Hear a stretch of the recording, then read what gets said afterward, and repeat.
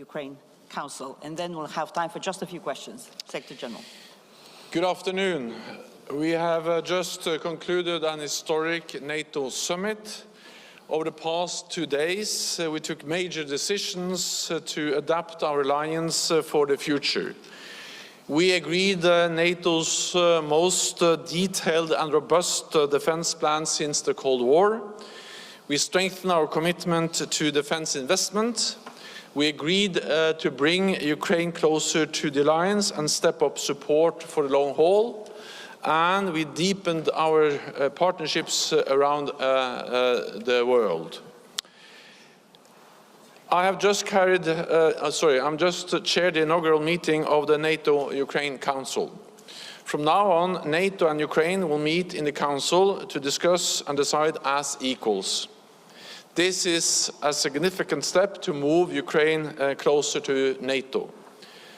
I also welcome the major new announcements of military support made by NATO allies at this summit. Allies have already provided tens of billions of dollars in military aid to help beat back Russia's invasion. Tens of thousands of Ukrainian troops have been trained and equipped by NATO allies, and as Ukraine continues to liberate territory, we will stand by them for as long as it takes. Yesterday, we agreed a new multi-year assistance package for Ukraine to help transition Ukraine from Soviet era to NATO equipment and standards and make their forces fully interoperable with NATO. Ukraine is now closer to NATO than ever before. Allies reaffirmed that Ukraine will become a member of NATO and agreed to remove the requirement for a membership action plan. This will change Ukraine's membership path from a two-step process to a one-step process.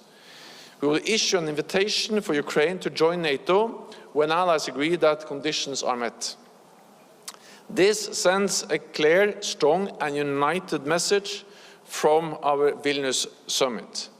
We must ensure that when this war ends, there are credible arrangements in place for Ukraine's security, so that history does not repeat itself.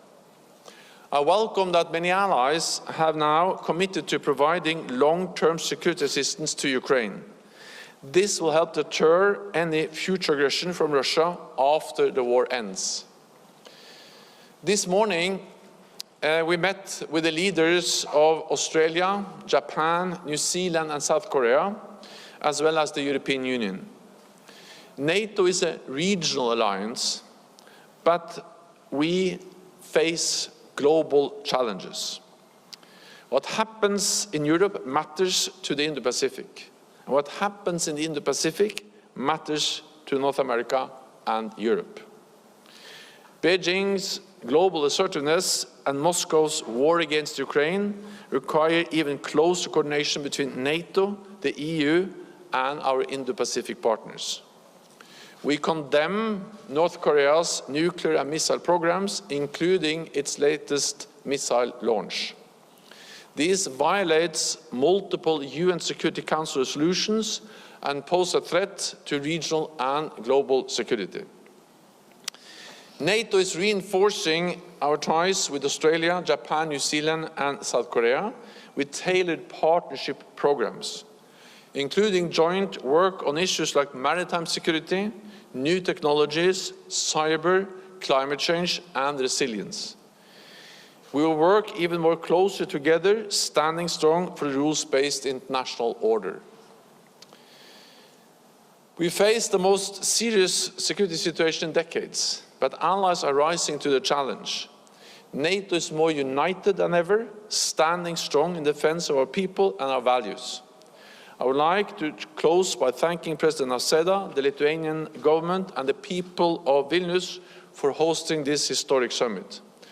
I look forward to the Washington summit next year, marking the 75th anniversary of our alliance. And with that, I'm ready to take some questions. Politico. Politico. Thank you. Thank you very much, Ali Bayer from Politico. Secretary General, after reading the communique, some Ukrainians have raised concerns that perhaps some Western capitals may be preparing for a situation where Ukraine's NATO membership would be a chip in a negotiation with Russia. What is your response to Ukrainians who have that concern at the moment? Thank you. We had a very good meeting with President Zelensky and his delegation today, where he welcomed the very strong message from NATO allies. He welcomed the establishment of the NATO-Ukraine Council and also the clear commitment to move Ukraine closer to membership. So this was not an issue raised in any of those meetings. And I think it is extremely important to recognize that the decisions we have made, all NATO allies, is the strongest ever message on Ukraine and membership that this alliance ever made. By stating clearly that Ukraine will become a member, that Ukraine's future is in NATO, and also then describing the path forward with the practical support for ensuring interoperability, with strengthening the political ties with the NATO-Ukraine Council, and then by removing the requirement for a membership action plan. Then negotiations to solve the conflict in Ukraine will only happen when Ukraine is ready for negotiations. And as we have stated again and again, nothing about Ukraine without Ukraine. What we do know is that the more military support we provide to Ukraine, the more land they are able to liberate, the stronger their hand will be at the negotiating table. And therefore, we continue, and the message from this summit and from NATO allies with new announcements of long-range cruise missiles, of more armored vehicles with more advanced air defense systems and training of F-16 pilots, is that we support them to liberate land so they will have a stronger hand at the negotiating table. That's what this is about. It's not about NATO negotiating on behalf of Ukraine. Okay, we'll go to the gentleman in the front row here. Hello, Ken Moriyasu from Nikkei Asia. Secretary General, there was talk about opening a NATO liaison office in Tokyo, but that was not mentioned in the communique whatsoever. Is this plan dead, or is there plans to revive it towards the end of the year? Is opening at a different location an option? And we know that France was very much openly opposed to this plan. Were there any other countries that were opposed to the idea as well? Thank you. This morning I met with Prime Minister Kishida from Japan, and that was a very good meeting where we both recognized and stated clearly the importance of further strengthening the partnership, the work we do together, Japan and NATO. It is also Prime Minister Kishida that has so clearly stated that what happens in Europe matters for Asia, and what happens in Asia matters for Europe. And he also went to Ukraine and visited Kiev and demonstrated his clear commitment to provide support to Ukraine. We also agreed today a new individual partnership program between NATO and Ukraine, where we describe the different work strands where we're going to deepen our cooperation. This is about cyber, it's about maritime security, it's about countering hybrid threats, including disinformation, and in other areas where we see the potential for NATO and Japan working more closely together. The issue of liaison office is still on the table. It will be considered in the future. Okay. Yon Hap News Agency, lady in the third row. Yeah.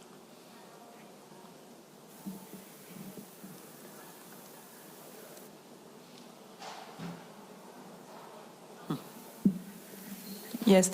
How will NATO engage more in Indo-Pacific security regarding China and North Korea? And how will the partnership with Indo-Pacific partners develop in the future? Are you planning to invite them next year too? A very strong and clear message from this meeting, and especially the meeting we had with our partners this morning, the Indo-Pacific partners, Australia, Japan, South Korea and New Zealand, is that security is not regional, security is global, and therefore we really have to stand together. China's heavy investments in new military capabilities demonstrates that. We expect that China by 2035 will have 1,500 nuclear warheads on missiles that can reach North America and the whole of Europe, NATO territory. We see how China is coming closer to us. This is not about NATO becoming a global military alliance, but this is about recognizing that this region faces global challenges, and the rise of China is a part of that, and that China is coming close to us in Africa, in the Arctic, but also trying to control critical infrastructure, and of course we see them also in cyberspace. So therefore we have now different tailored programs with all our Indo-Pacific partners describing different areas, but it's very often, also it's partly about cyber, countering disinformation, maritime security. There's also Japanese staff at NATO's maritime headquarters in northward in the United Kingdom. So we are working on different practical ways of working together, including by participating or participation of Asia-Pacific or Indo-Pacific partners in our cyber exercises. So we are gradually expanding what we are doing together, simply because our security is interlinked, and just a recent missile launch of North Korea demonstrates that, because that's of course a challenge to the region. It's a threat to the region, but it's also undermining global peace and stability, the North Korean missile and nuclear programs, and the launch we just saw yesterday. ARD, third row. Markus Preis with ARD. Secretary General, two questions, if I may. The first one also on President Zelensky. You said that he welcomed the language of the communique today. That's right, but he called exactly the same communique yesterday absurd. Is he sometimes going too far, risking to alienate also partners who spend a lot of political capital and real capital in order to help him? That's the first question. And the second one is very technical. If countries engage in security agreements or guarantees for Ukraine, does that count on the 2% spending goal? Thank you. Well, what counts, to take that first, what counts against the 2% spending is every expenditure that falls within NATO's definition of defense expenditure. So if we speak about military expenditures, that is defined as defense expenditure according to the NATO definition, then it counts. If it doesn't fall under that definition, it doesn't count. That is the case in a way, regardless of what kind of framework this is spent within. And the first question now, well, also on the communique, I think, of course, we all understand the extremely difficult situation that Ukraine is in. I mean, they are in the middle of the war. There are casualties every day. There's a counteroffensive facing fierce resistance, dug in Russian forces, landmines, and a brutal warfare from the Russian side. And of course, that's also the reason why Ukraine and again has asked for more support, and also why allies have stepped up with also gradually more and more advanced weapon systems. I welcome that. Our support has evolved as the war has evolved, and our political relationships have also evolved as this war has evolved. So therefore we made the decisions at this summit.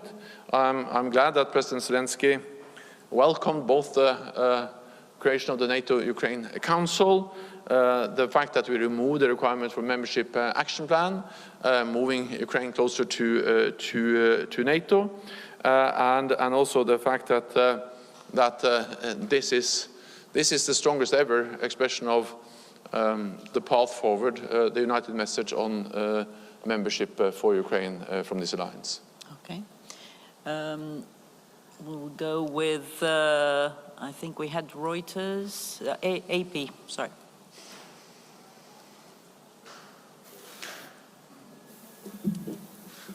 Lorne Cook from Associated Press. You've said once again, the whole summit has shown how close you want to bring Ukraine to NATO.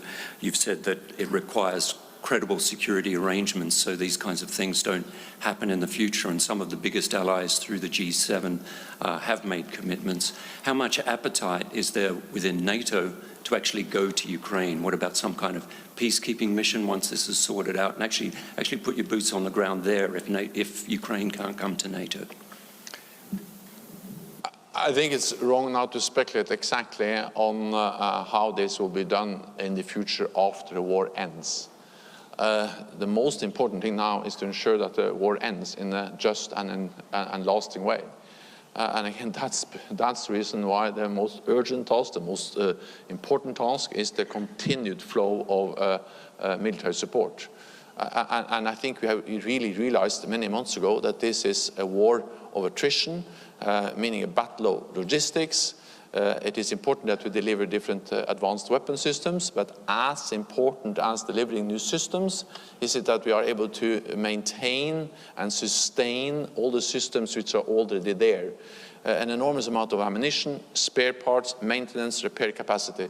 And maybe that's not as easy to get public attraction on this day-to-day hard work to sustain, but without sustaining all the systems, the Ukrainians will not be able to defend their land and to liberate the territory.